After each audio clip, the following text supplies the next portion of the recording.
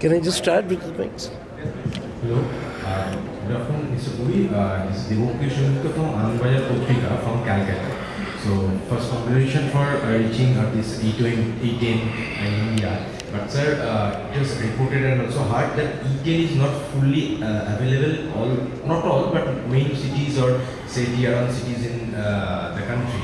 So, by when do you expect that it will be all over the country and say that is tier 1, tier 2 cities? See, first of all, I think what you mean is 20% blended fuel, so E20. No sir, E10 is available fully in country, all over the country? Well, it's a work in progress. E10 is available in many places. It's a process which has started.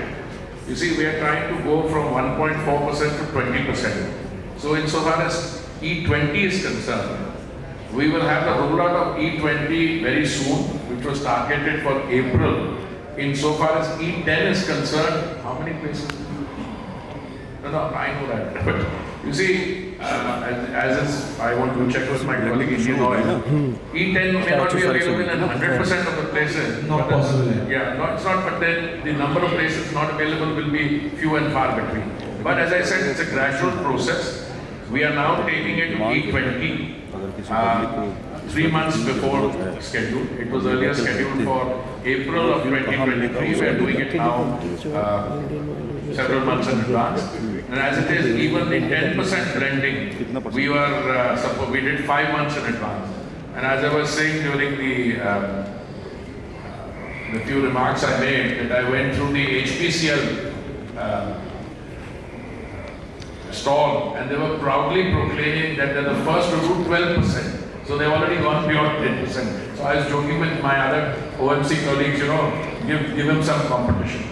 Look, all this transition from traditional crude, petrol, diesel, 20% mix, even that 20% is only a transient point. It's not a target. Today, the technology that you are seeing here are vehicles which are designed to take it up to 85%. And I'm speaking now in my personal capacity. I have absolutely no doubt that with the advances in technology and the support that we are getting from the ecosystem, from SIAM, they will be the ones telling us very soon, कि आप इसको 20% से आगे ले जाइए, etc. But the changes that you require in the engine, the retrofitting, I saw some people who brought those engines in, other changes, that's all work in progress. Just one clarification, you mentioned this April 23 for E20. That will be as a pilot, it's available in many pumps. Yeah. Okay, so that will be advanced for 3 months. As I said, you'll hear about it very soon. It was targeted for April. Okay. I think we'll be able to do it even earlier. And last question. I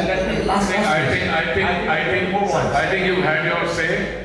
And these are not questions. You want to have a dialogue. I love this kind of exchange. Please come and see me. We'll have the exchange. So good afternoon. So this way, sir, on the right hand side. So my name is Sanjay Agarwal. So here, sir. So you just went to the stall of the US Grain Council and you saw that vehicle parked there, and in US they're adding all the biofuel to the gasoline, So is India going to go the same way? I'm sorry, could you please repeat? So the US Grain Council, they had a demo there where they're adding the biofuel to all the gasoline cars in US. So are the oil marketing companies going to go the same way in India?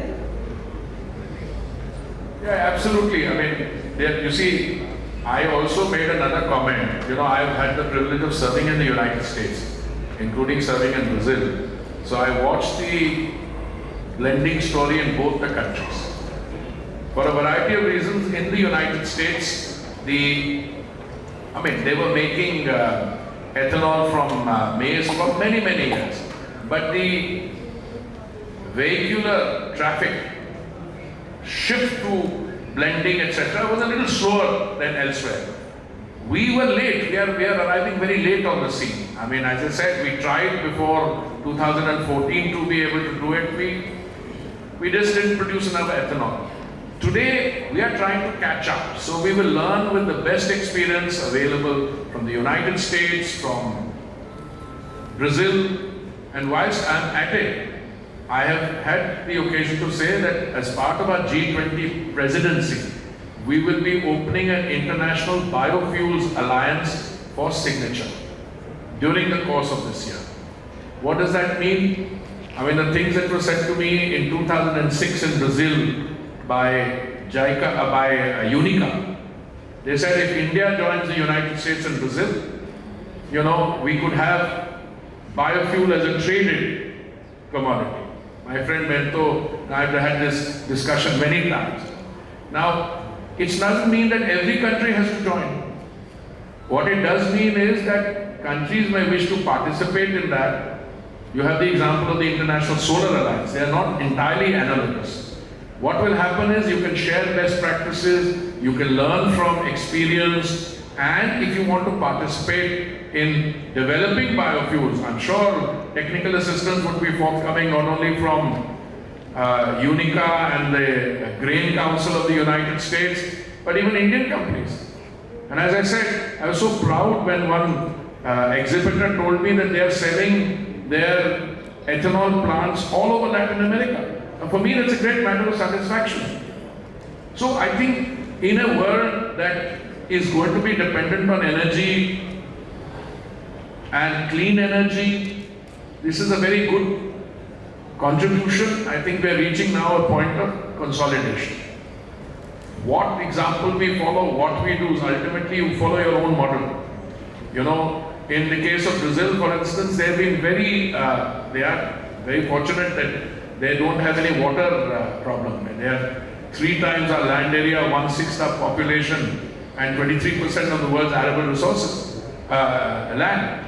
So India, that's what we are all looking at. Apart from sugar, we are looking at other feeds, maize. We are looking at second generation like agricultural waste, bamboo, etc. I hope to see all of you, by the way, in the India Energy Week, which is in Bangalore from 6th to 8th of February.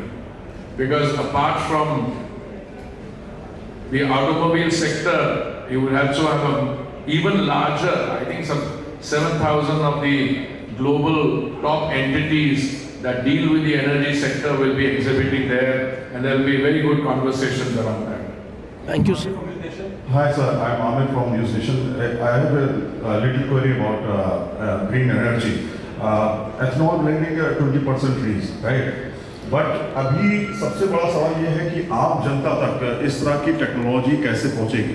आम जनता तक उसको पहुंचाने के लिए सरकार और companies क्या कर रही हैं, और कब तक हम ये मान सकते हैं कि 20% ब्लेंडिंग हो रही है उसको हम 50% तक लेके पहुंच पाएंगे?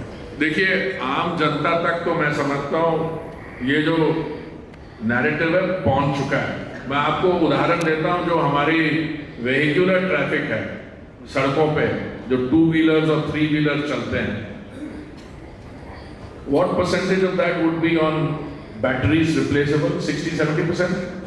तो 60 से 70% जो हमारे सड़कों पे 2 व्हीलर्स या 3 व्हीलर्स चलते हैं, they are already using replaceable batteries. It's already a step in the right direction.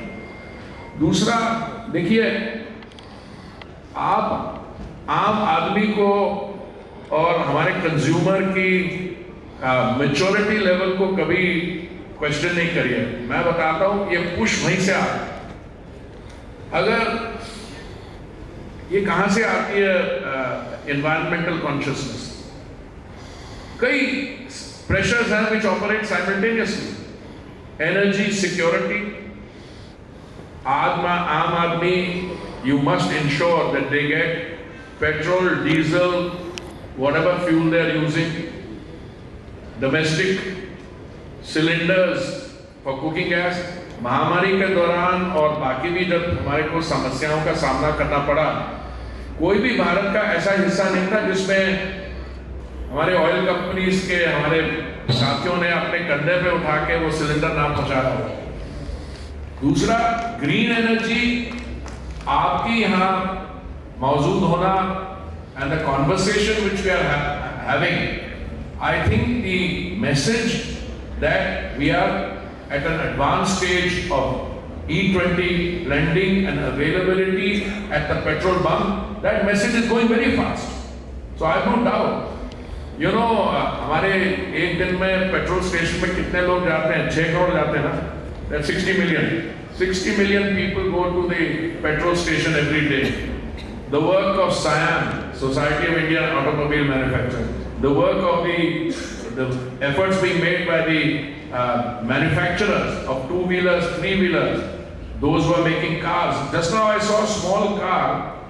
I'm not only talking about green energy, I saw another one. It had, it's a small car. I'm not going to name the manufacturer because as a minister I am not supposed to do commercial listing. But in a small car it had batteries made from aluminium, which give a 500 kilometers endurance, and 3 of them packed together. That's one example. Any number of cars here which are green hydrogen, hybrid, ethanol, biofuels. All the models I saw are of from up to 85% blending. So the point I'm making is, I think that message and narrative is going pretty fast into that.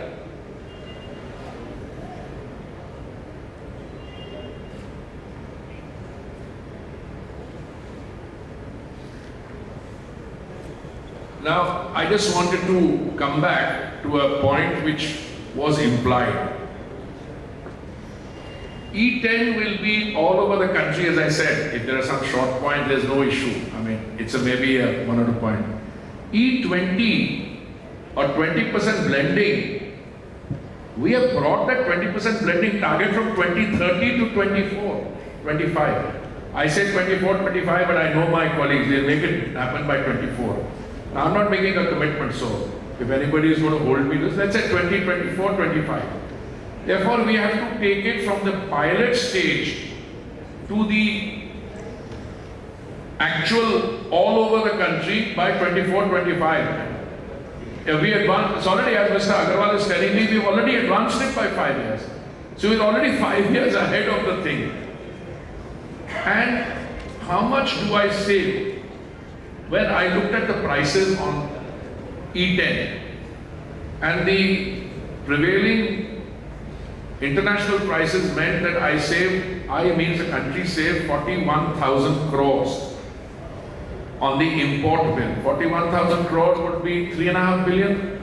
No, 5 billion. 5 billion US dollars.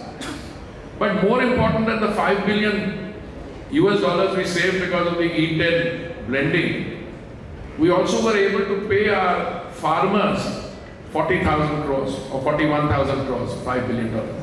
So if you make advances in ethanol from whatever field, you are also actually assisting the agricultural ecosystem. Now, I think in this excitement and celebration of ethanol, which I think is a very good story, I thank all my colleagues sitting here, and I may not have named all of them, Mr. Ramakrishna also, my other friends. There are simultaneous developments in other technologies. Green hydrogen, for instance, is going to take place in a very big way.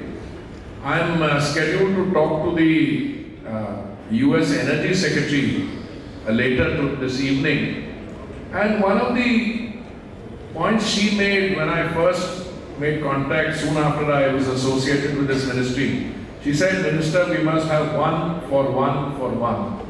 I was not aware of what it meant. It meant 1 kilogram of green hydrogen for $1 for 10 years. What do you need to do for that? You need to bring the price of solar power down. India has demonstrated it can do it. We brought it down from 25 cents a unit to 3 cents, and you need electrolyzers. And the cabinet, thanks to the very bold policies of the Prime Minister, just approved a figure of, I think, 20,000 crores for electrolyzers, PLI scheme for electrolyzers. So if you can bring the cost of green energy down and you can have electrolyzer manufacturing, you will go into green hydrogen. And I'm sure the SIAM's priorities I mean, earlier I used to think, somebody used to tell me, I'm not sure that it's true or not, when I welcomed a delegation from SIAM and I was ambassador in Brazil, I think the year was 2007 or so, or that they said, why do we need to go down flexi-fuel? We're doing quite well. But today, yeah, very enthusiastic about, they have pushed it very strong. And I'm sure when green hydrogen comes, they will do the same. Because there is a confluence there of advances in technology, manufacturing possibilities, and delivering to the consumer a green solution at affordable prices. That is, I think, the name of the game. Thank you so much, sir. I think we have to now conclude, as we have to, Mr. Sir has to rush for another meeting. Thank you all very much. Thank you.